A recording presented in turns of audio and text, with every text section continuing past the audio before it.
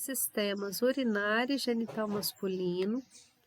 O primeiro grupo a apresentar será com a temática de testículos e epidídimos nos animais domésticos. Vou projetar o vídeo. Oi, eu sou a Samira e eu vou dar uma breve introdução sobre os testículos.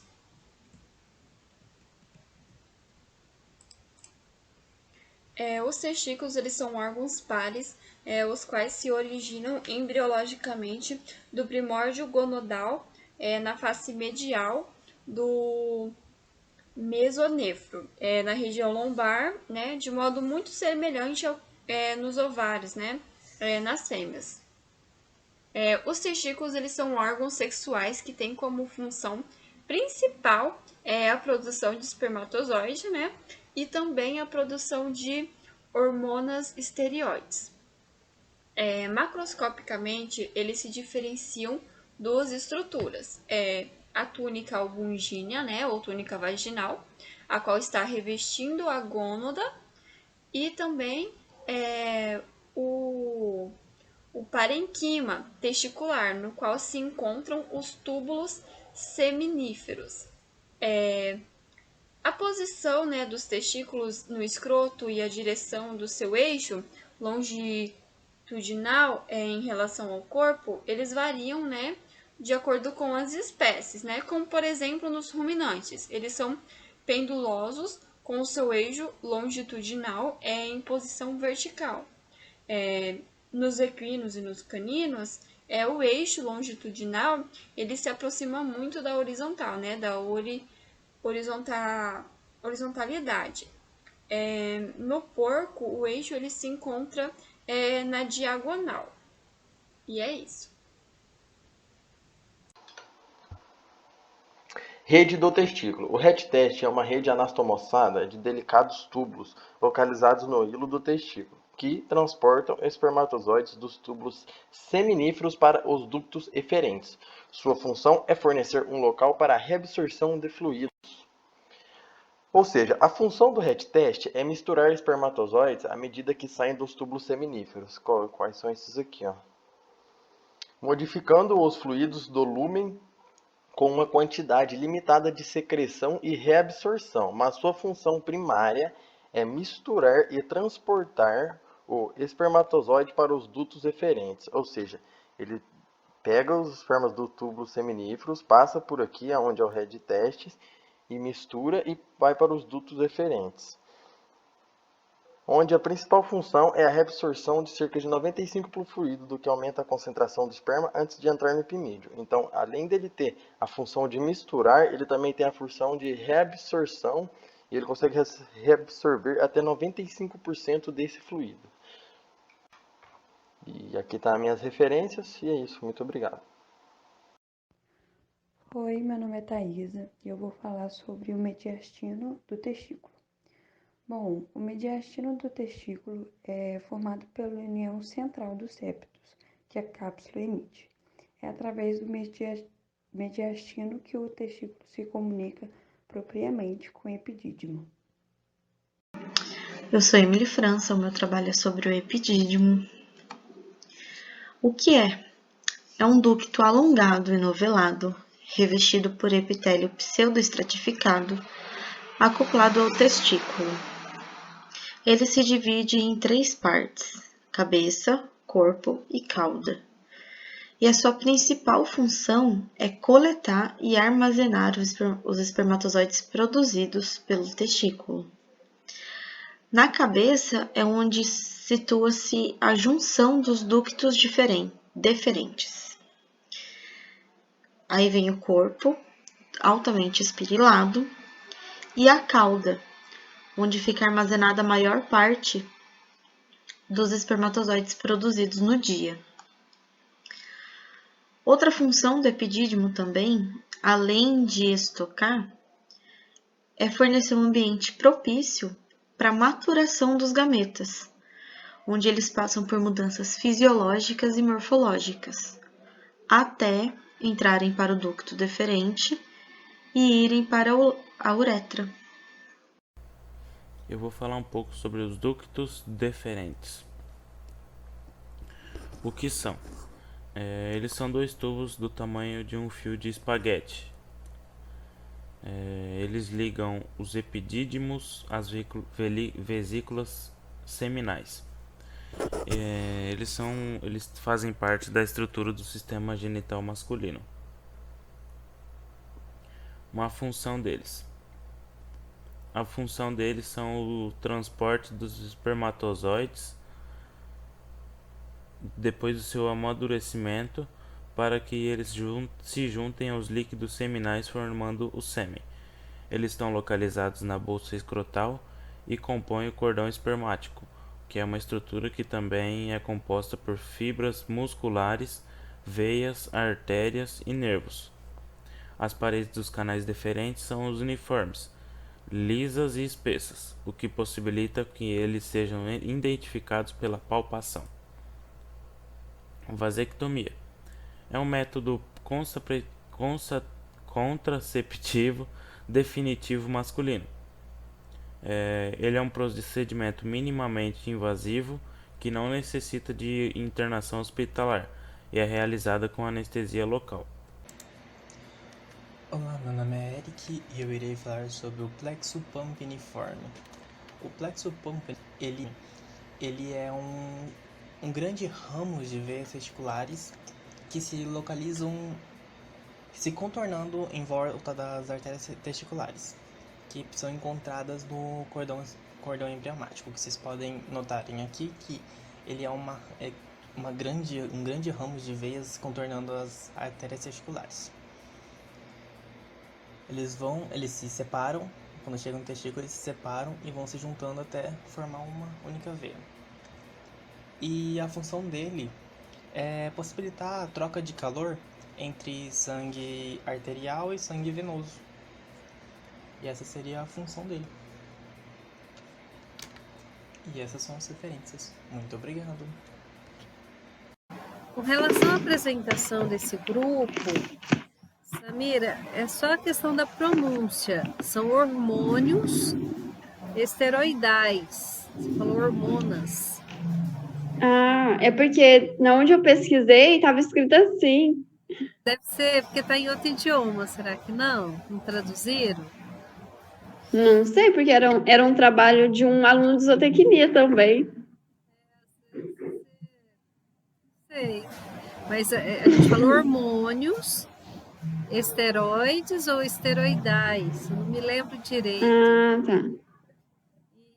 Parênquima também, só na hora da fala, da pronúncia da palavra.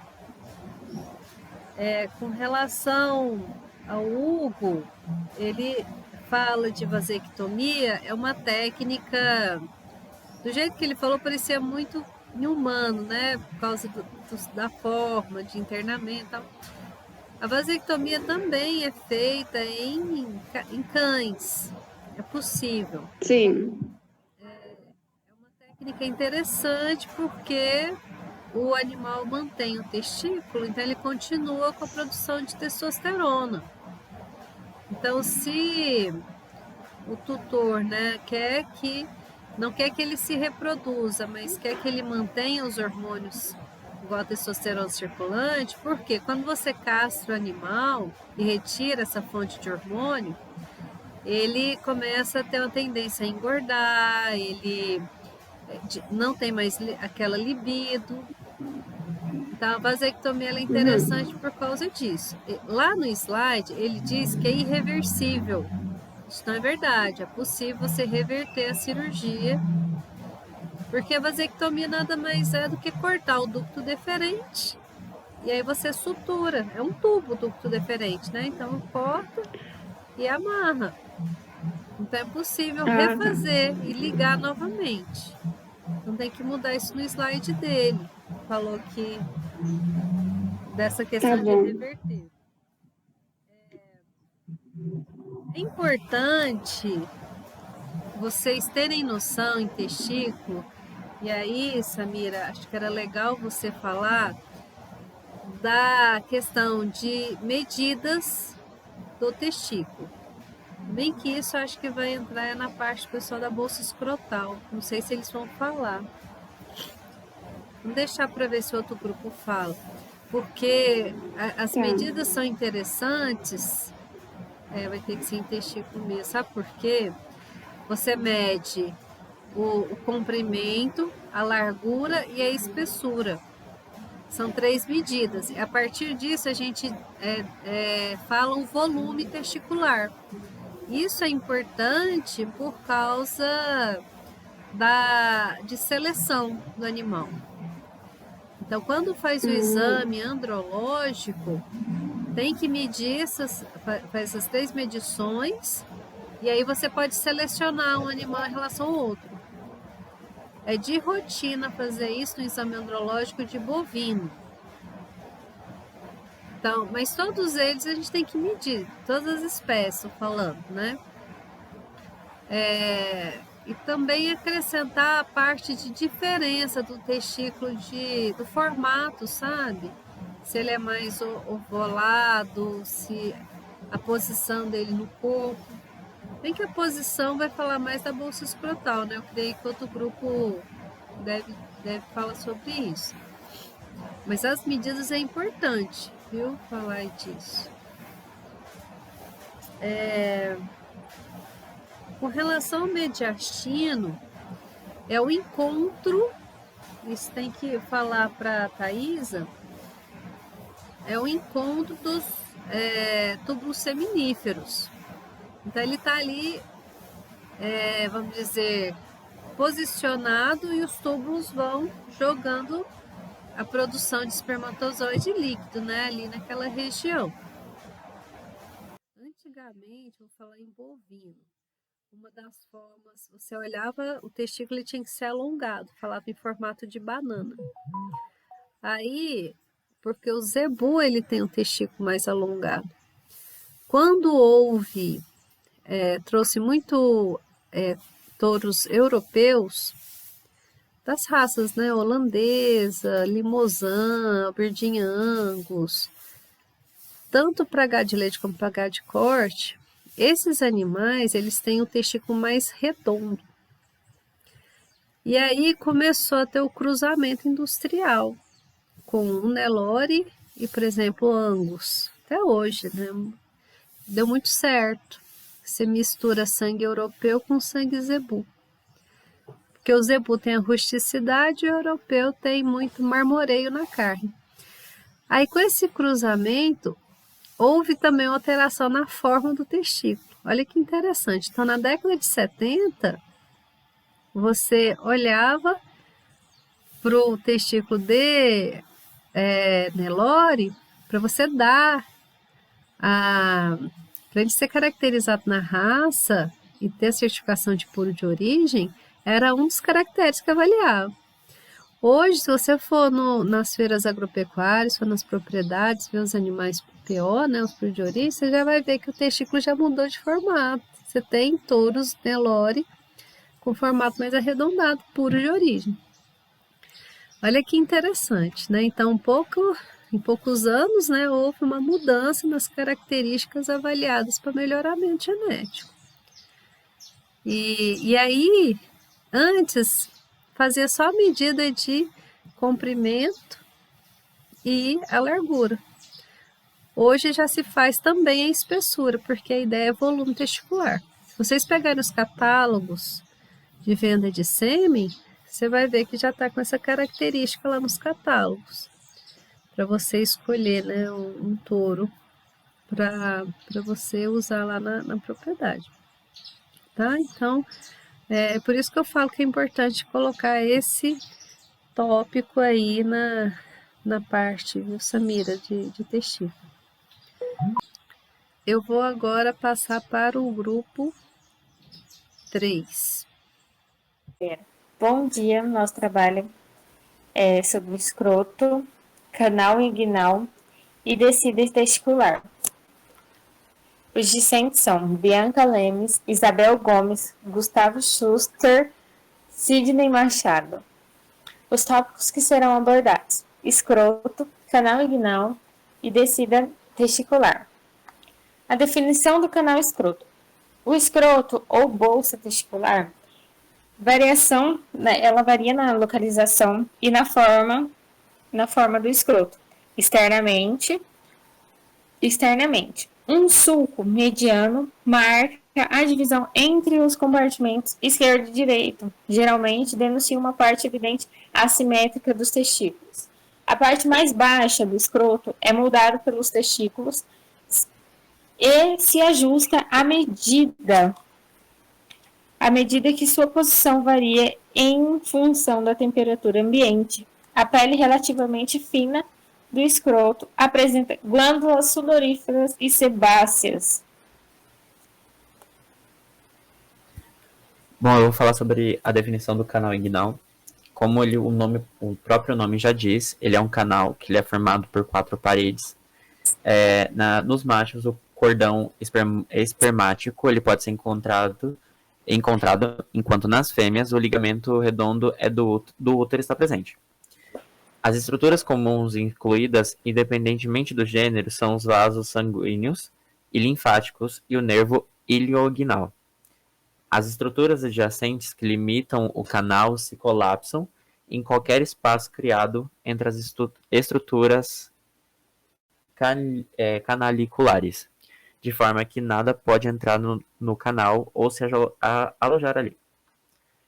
No teto, que no caso seriam um dos quatro paredes, a gente chama de teto 1, que é formado por músculos, o obículo interno, transverso do abdômen, a anterior, que ela é formada pelas aponevroses, que são oblíquos internos e oblíquo externo.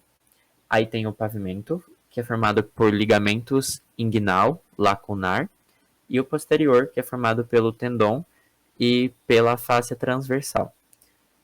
Os anéis inguinais eles limitam o canal inguinal superior e inferior. Eles são a entrada e a saída do tubo. A descida testicular. A descida testicular ele é um processo vital para a produção dos gametos masculinos, a espermatogênese, nos mamíferos domésticos, já que a posição do escroto reduz a temperatura dos testículos em comparação à temperatura corporal. E a impossibilidade de um ou de ambos os testículos realizarem a descida testicular se chama de criptorquidismo, e acredita-se que se trata de uma condição hereditária, portanto, criptorquídeos não devem ser usados para reprodução.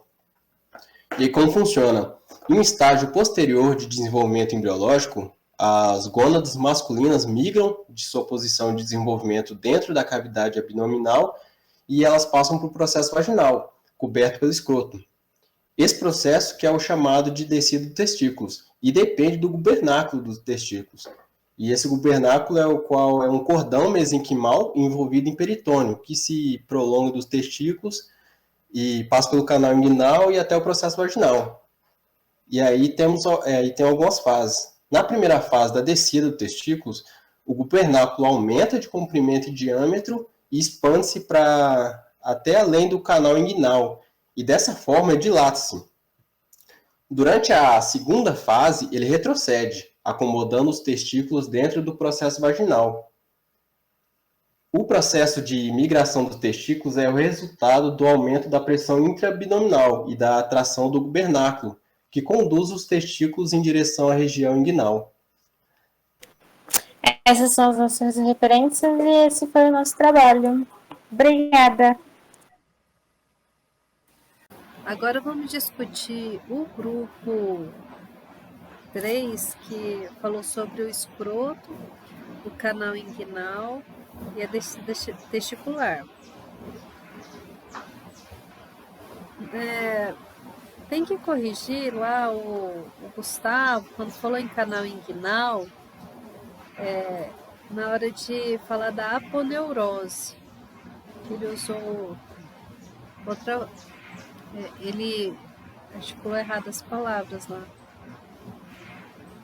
Bom, ficou legal, só que eu não sei se vocês entenderam, porque está extremamente descritivo, né? Quando eu dei a aula, eu fiz um desenho, estava esquematizando cada camada. É necessário que vocês compreendam que a parte interna da bolsa escrotal ela tem um revestimento seroso, ou seja, é o antigo peritônio, que aí na bolsa escrotal a gente chama de túnica vaginal. Mas é a mesma coisa do peritônio, é a mesma coisa da pleura, ela é brilhante, produz secreção, né? Então tem líquido ali na bolsa escrotal. Vocês têm que imaginar que quando desce o testículo para essa dobra de pele, aí ela puxa, traciona e forma esse espaço que é o escroto, tá? E que tem pele externamente, porque o testículo puxa, né?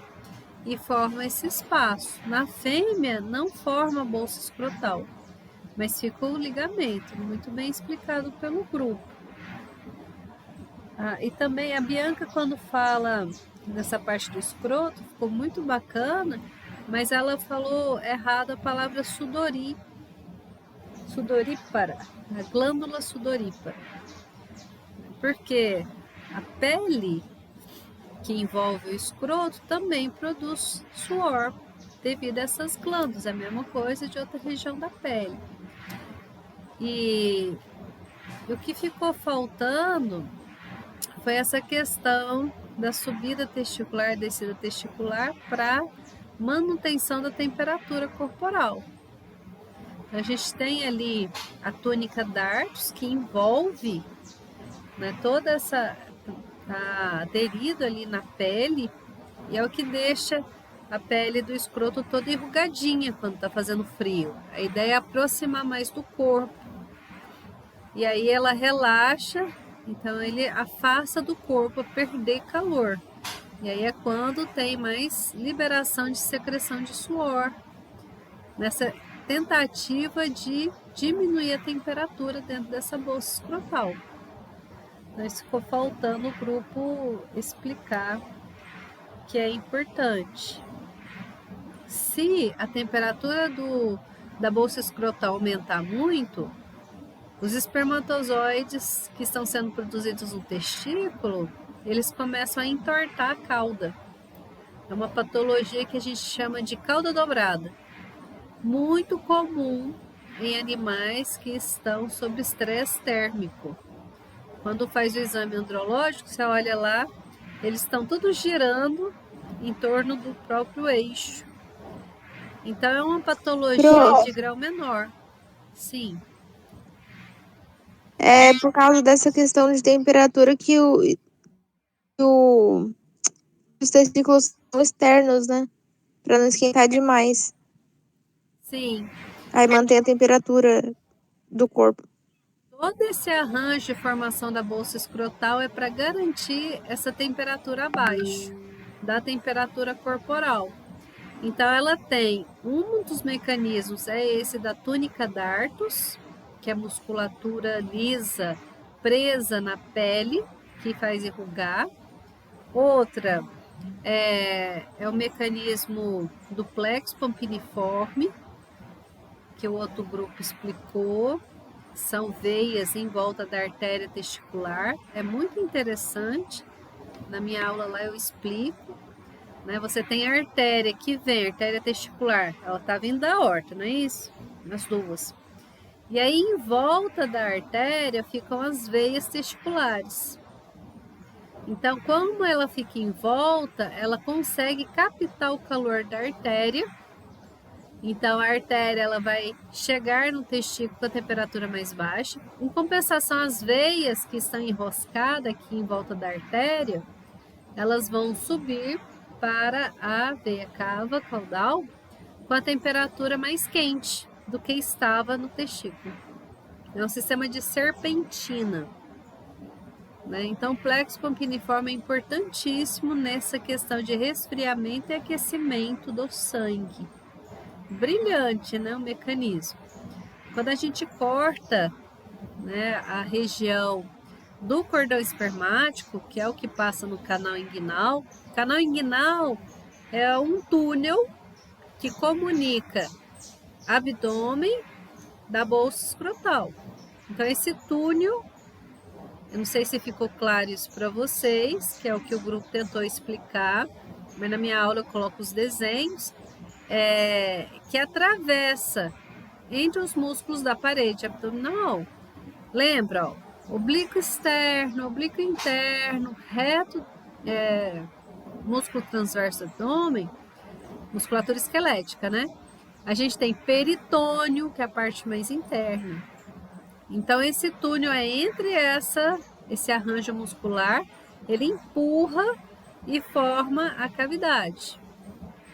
Tá? Então, nesse túnel é onde tem também a artéria e as veias. Além do mais, tem o ducto deferente. Por quê? O ducto deferente está pegando os espermatozoides produzidos no testículo, que vão para o epidídimo, né? E vem ducto deferente. Então, tudo passa por esse túnel, que é o canal inguinal. Por que inguinal? Porque está na região inguinal. A região ali da virilha, né? Entre as coxas e a região do púbis. Então, esse canal inguinal, ele é estreito e tem que ser. E se ele for muito largo, acontece em casos patológicos.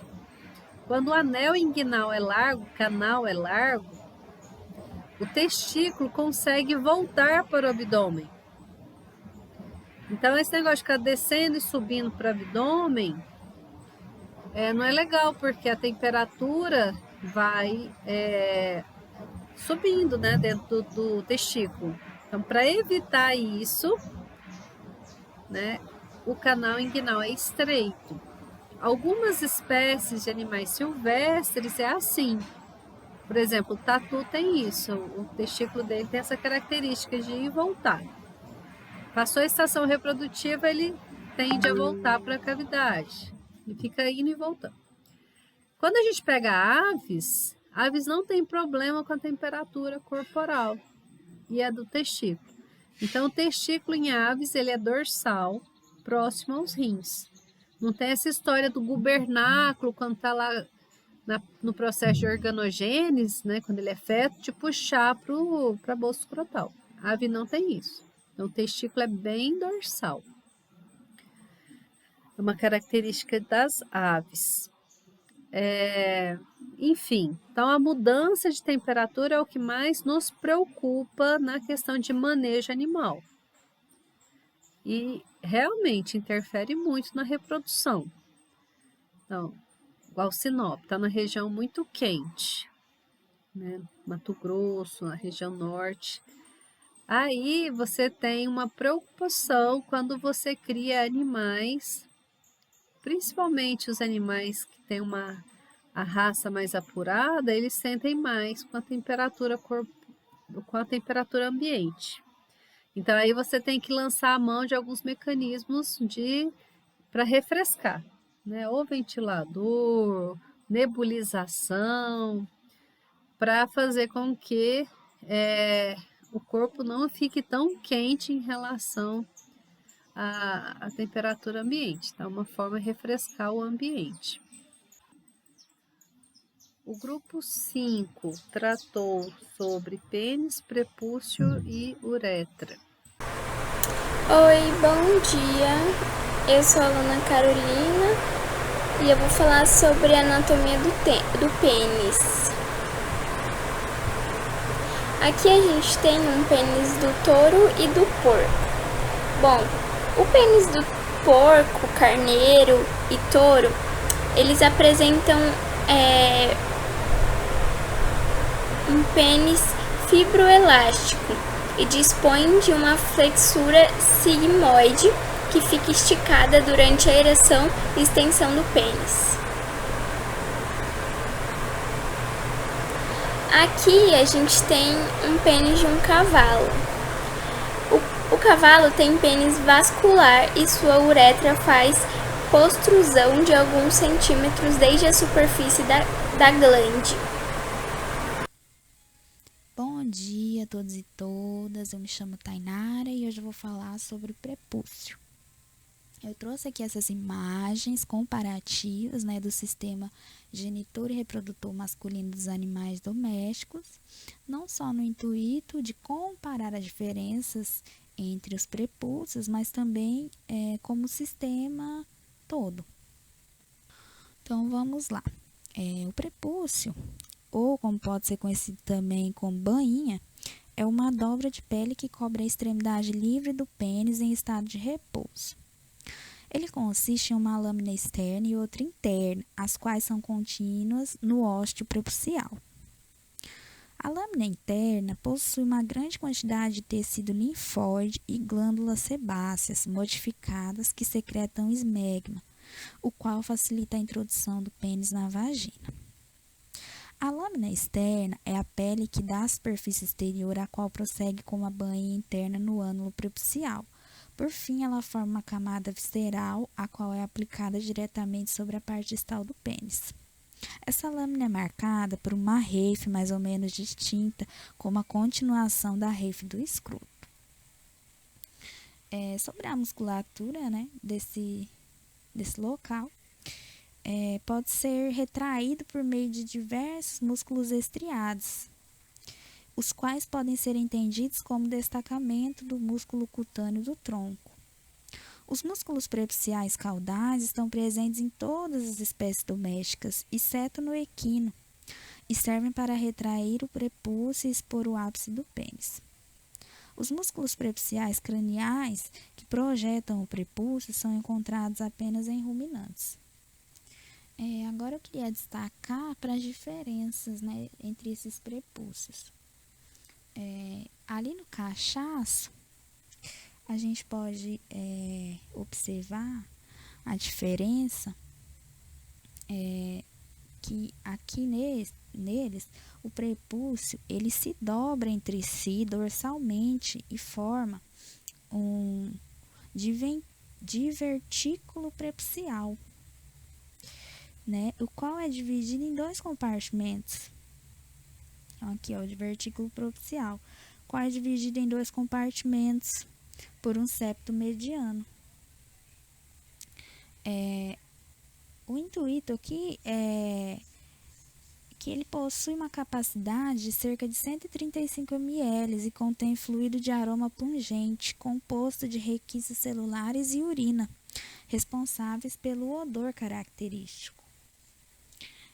Outra diferença é que no cachaço e no touro, a gente pode observar que existem pelos longos que circulam a entrada para esse prepúcio. No touro, esse prepúcio também tem essa particularidade de ser um pouco mais longo, né, que, por exemplo, nos equinos. E aqui nos garanhões, né, nos equinos, o prepúcio possui essa característica distinta de apresentar uma prega adicional. Esta pequena prega adicional aqui, espero que vocês estejam vendo o meu cursor, né, que permite o alongamento considerável do pênis do equino durante a ereção. Eu gostaria de chamar a atenção também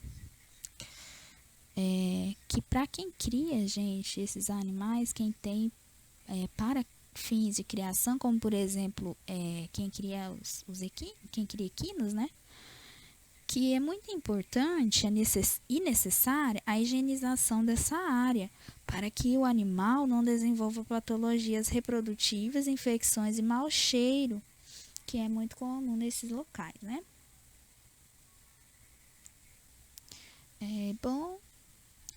Chegamos ao fim dessa apresentação. Espero que todos tenham gostado. Obrigado pela atenção de todos.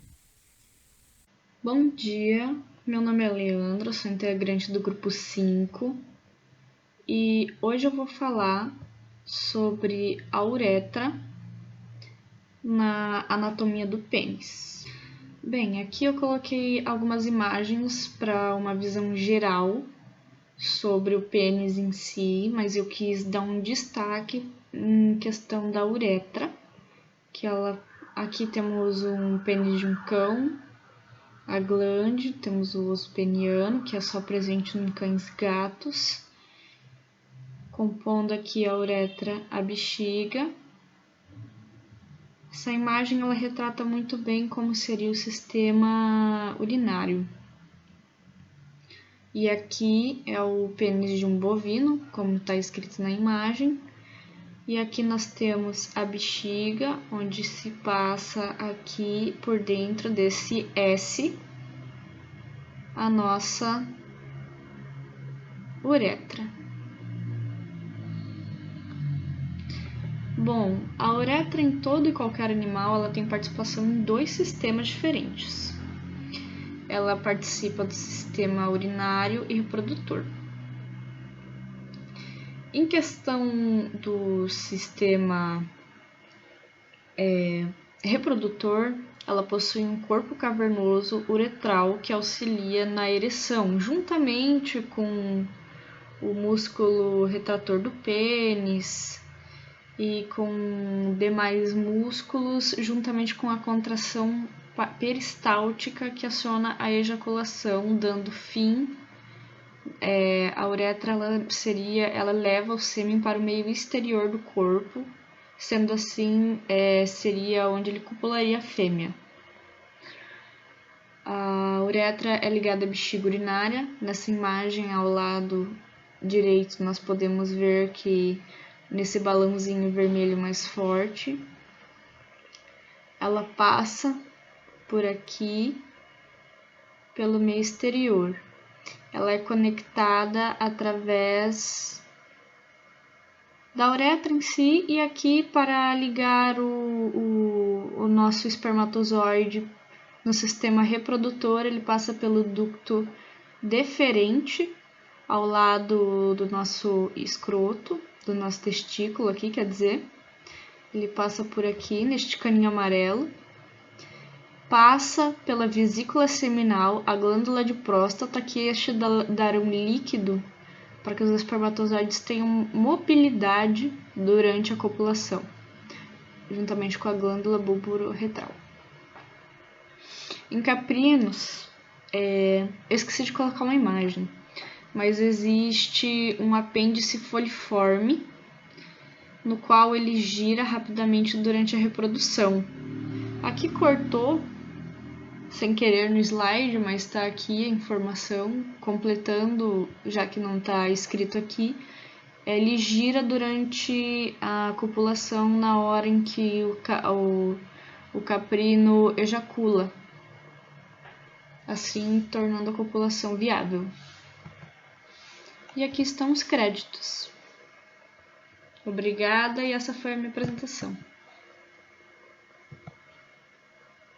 A uretra é essa conexão, a bexiga é um espaço para armazenar a urina, e ela vai ser eliminada passando pelo canal da uretra.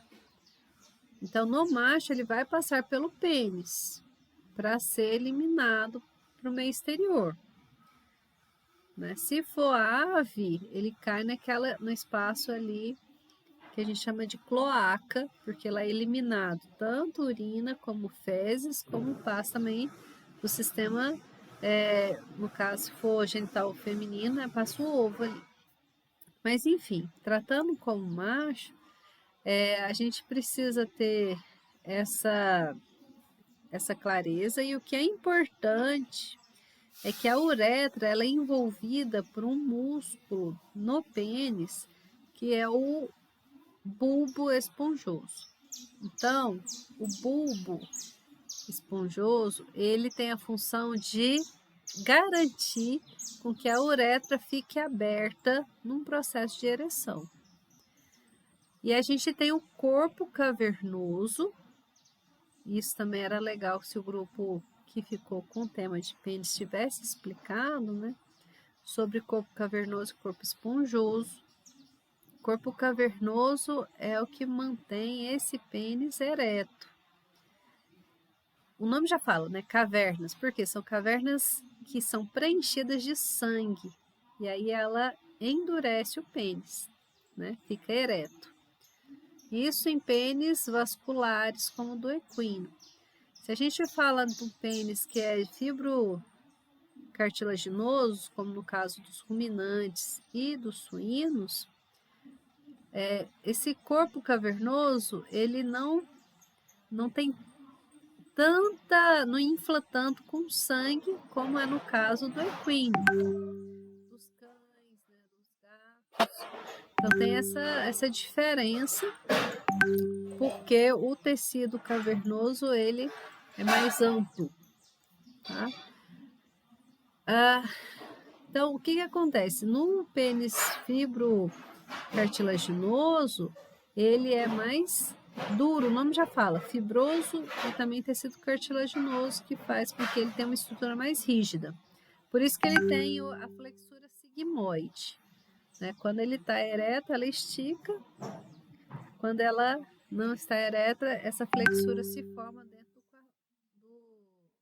corpo do animal, para manter o pênis dentro do corpo, fora do processo de ereção. Então, se a gente fala de equino, de cães, de gatos, não tem essa questão de flexura sigmoide, né? O que acontece mesmo é o preenchimento do corpo cavernoso com bastante sangue. Já o bulbo esponjoso, que é o que interessa nesse grupo aqui, a uretra é onde vai passar a urina e também onde vai passar sêmen, né? O ducto deferente vai desembocar na uretra, o sêmen. Então, no processo de ejaculação, o ducto deferente transporta esse sêmen que vem do testículo e joga na uretra. Esse canal da uretra, eu já falei que passa urina também, né?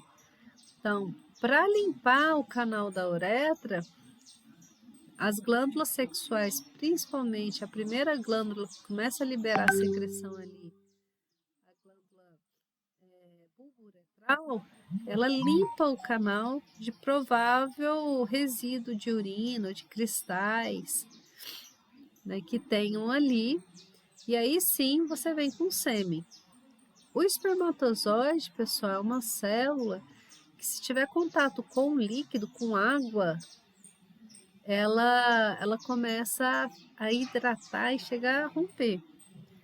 Por isso que é necessário limpar esse canal da uretra.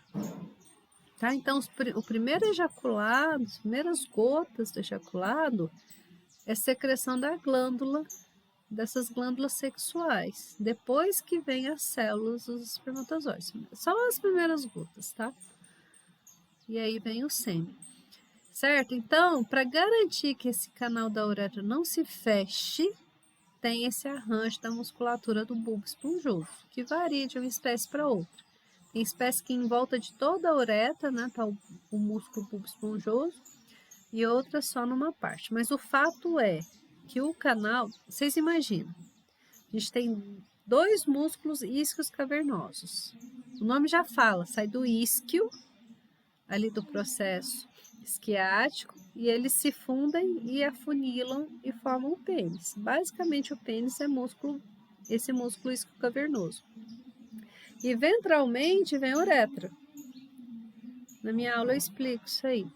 Então, a uretra, quando passa ali ventral, ela, para garantir que quando o isquio cavernoso infla, não espremer a uretra, porque imagina, se estrangular a uretra, como é que vai passar o sêmen no processo de ereção?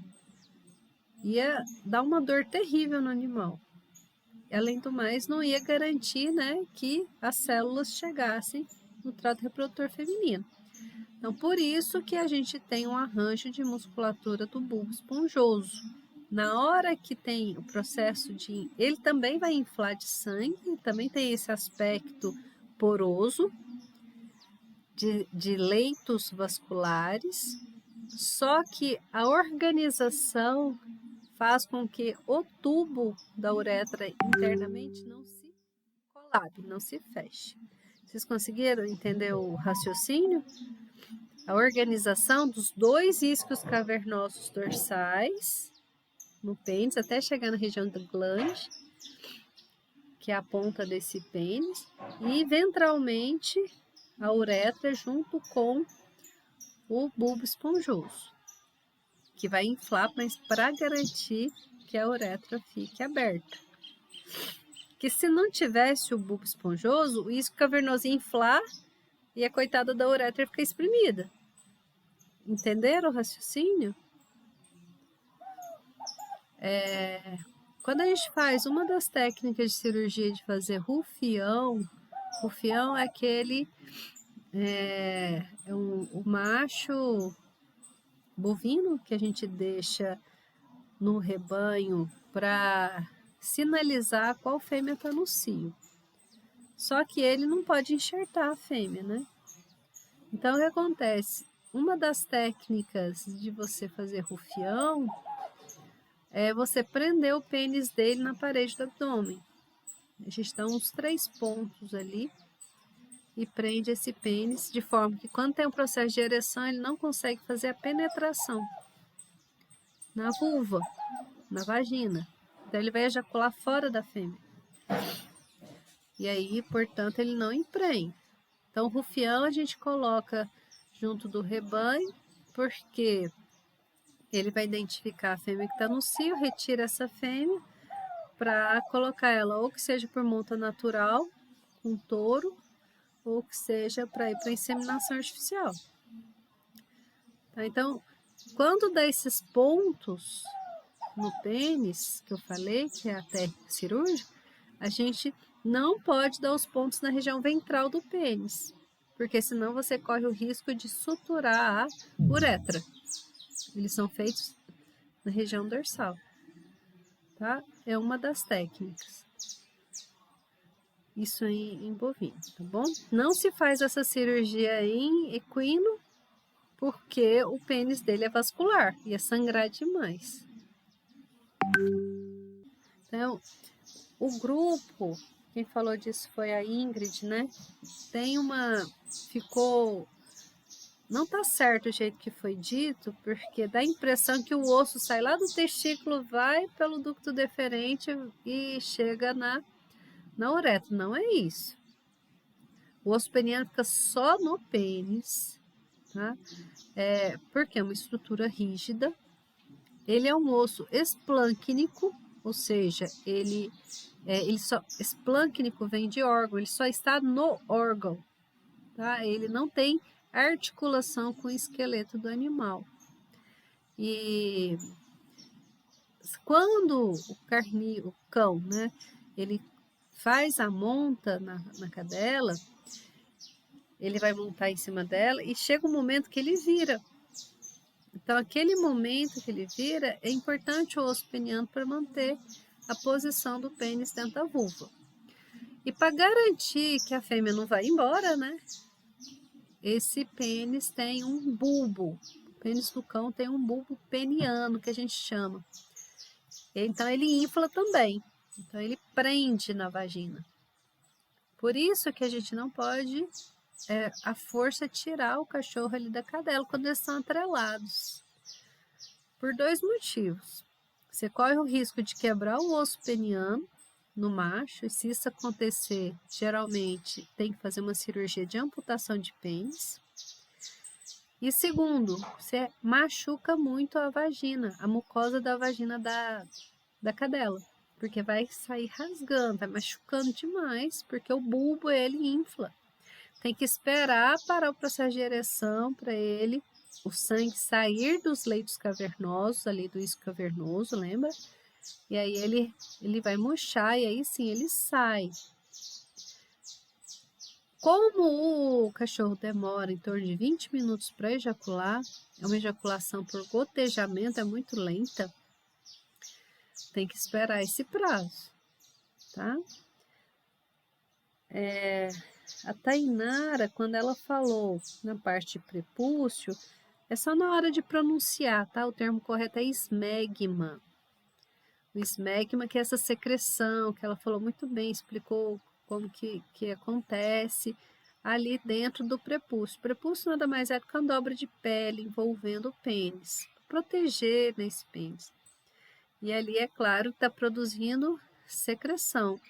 Produz muito muco para proteger também a glande, que é uma região extremamente sensível. A glande do pênis tem muito receptor nervoso, tá? Que é o ápice aí desse pênis. No mais, é isso que eu tinha para falar.